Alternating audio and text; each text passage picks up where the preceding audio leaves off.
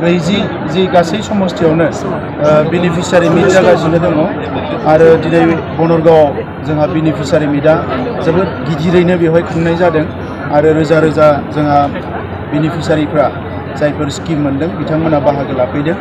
आरो बे खामानिखौ बे हाबाफारिखौ जों लानो गोनां जादों मानोना गोबां समाव जों नुबोदों जे गभर्नमेन्टआव भारत सरकारानो जा आसाम सरकारानो जा बा जों दायो काउन्सिल सरकारनिफ्रायबो जोबोद मोजां माखासे स्किम्सफोरखौ लादों आसनिफोरखौ दा बै आसनिफोरखौ मालाबा अफिसारफोरा मोजाङै फोरमायनो हायैलाय सोरबा मिथिनांगौ आसनिफोरखौ मिथियैलाय बिनि जि इमप्लिमेन्टेसन बियो मोगथाङाव महर मोना दा नंखायनो जौगानाया जेरैबायदि जानांगौ बे एसे स्ल' जायो दा बेखौनो जों थांखि लानानै जे गभर्नमेन्टआ स्किमखौ हगारनायजों लोगोसे बे स्किमा जाहाथे 100% इमप्लिमेन्ट जायो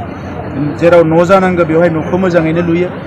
SBMनि टयलेट बानायनाय बे टयलेटखौ मोजाङैनो लुयो बा एग्रिकालसारनि माबा मोनसे स्किम मोनदों बेखौ बयबो मोजाङैनो मोनफिनो आइजोफोरनि थाखाय जों जि अनसाय बिथांखि होदों बा जोङो गुबुन जि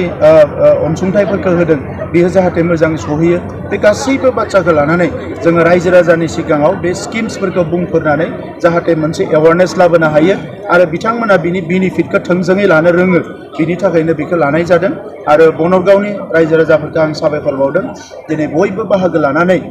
बेवहाय जाफुंसार जाहोदों बनरगाव होननानै बुङोबा आगोलफोरनि थासारिया जोबोद गाज्रिमोन लासैनो बनरगावनि थासारिया मोजां जाबाय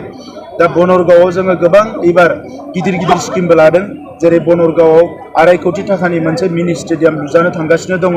बिनोद ब्रह्म फुटबलारनि मुङाव स्टेचु लुजानो थांगासिनो दङ बेवहाय मार्केट सेट ड्रेन बायदिसिना मोजां स्किम्सफोरखौ बेवहाय लानाय जादों जायफोरनि गेजेरजों बनरगावनि गोबाव समनिफ्राय सोलिबाय थानाय जेंनाफ्रा लासैनो जोबस्रांनो थांगासिनो दङ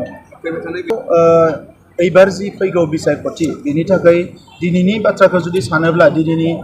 तारिखआव जोङो गोबां सिगाङाव आवगायनानै दङ मानोना बेवहाय गुबुन हान्जाफोरनि जाय बिजाथियानो जा एबा जायफोर मानसिफोर दङ बिथांमोननि रुजुनायाव UPPLआ अर्गेनाइज हिसाबैनो बेवहाय खामानि मावगासिनो दङ आरो UPPLनि दैदेनगिरि बिबानगिरिफ्रा बनरगाव ओनसोलनि रायजो राजाफोरजों जायखिजाया थासारियावनो खाथि सोमोन्दो लानानै गोख्रोङै खामानि मावगासिनो दङ दा नंखायनो बनरगाव ओनसोलनि जोंनि बर' जोंनि जिखिनि जोंहा आइ आफा रायजो राजाफोर दङ बेजों लोगोसे गोरखा बिथांमोन माइनरिटि मुसलमान बिथांमोन आदिबासि बिथांमोन बाङालि बिथांमोन गुबुन जिखिनि माहारिफोर दङ बे माहारिनि सुबुंफ्राबो लोब ओंखारदों आरो बयबो लुबैदों जे थांनाय खनसेयाव जोंनि बिजाथिया देरहायलाय बिथांमोना एसे खहा जानाय बायदि मोनदों दा थेवबो जोंनि जिखिनि TCLCC चेयारमेन क'क्राझारनि MLA जोंनि जेसेबां दैदेनगिरि दङ बेवहाय हर सान रायजो राजाफोरजों खामानि मावनायखौ नुनानै बिथांमोना हास्थायदों जे फैबाय थानाय बिसायख'थियाव जेरैखि जाया UPPLनि बिजाथिखौनो देरहाहोनांगौ बिनि थाखाय बिथांमोना खामानि मावगासिनो दङ जोङो बारग' जिखिना NIA केसाव दङमोन आसामनि चिफ मिनिस्टार बिथां आरो भारतनि